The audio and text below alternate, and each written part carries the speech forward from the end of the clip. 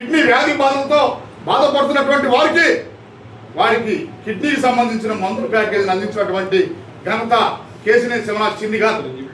అదేవిధంగా కేశినేని శివనాథ్ చిన్ని గారు ఈ రాష్ట్రంలో ఈ విజయవాడ పార్లమెంట్లో ఉన్నటువంటి ప్రతి మహిళకి వితంతువుకి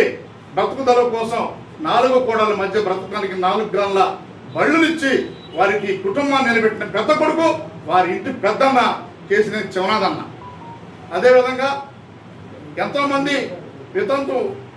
భర్తలు వదిలిపెట్టినటువంటి మహిళలు, ఒంటరి మహిళలకి కుట్టు మిషన్లు అని, ఎంబ్రాయిడింగ్ అని ఇప్పించి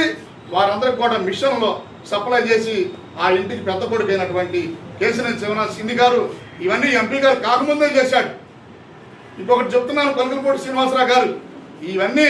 మట్టి మాఫియా అనే మాటలకినైనా మీరు మానుకొని ఈ విజయవాడ పార్లమెంట్లో ఉన్నటువంటి జగ్గపేట, నందిగామ, మైలవరం, తిరువూరు, ఈస్ట్ వెస్ట్ సెంట్రల్లో అత్యధికమైనటువంటి మెజారిటీ ఈ ఆంధ్ర రాష్ట్రం వెలిసిన కాడి నుంచి ఈ యొక్క 40 సంవత్సరాల విజయవాడ పార్లమెంట్లో కనీ విని వెలగని అత్యధికమైనటువంటి మెజార్టీతో గెలిచిన వారు ఎవరైనా ఉన్నారంటే అది గౌరవనీయులు విజయవాడ పార్లమెంటు సభ్యులు ప్రస్తుత మా ఎంపీ అయినటువంటి కేశినేని శివనాథ్ చిన్ని గారిని 2,80,000 అత్యధిక మెజార్టీతో గెలుపొందించారంటే వారు చేసిన మంచితనం, వారు చేసిన గొప్పతనాలే ఈ యొక్క చిన్ని గారి యొక్క విధి విధానాలని. కానీ ఒకటి గమనిస్తున్నారు, ప్రజలందరూ కూడా ఎంతో చాకచక్యంగా,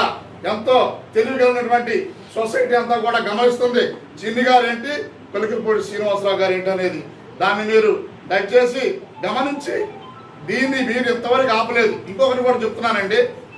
మన తెలుగుదేశం పార్టీ గౌరవ అధ్యక్షులు, పార్టీ అధ్యక్షులైనటువంటి పల్లా శ్రీనివాసరావు గారు పిలిచి మందలించినా కానీ మీరు వారి మాటను కూడా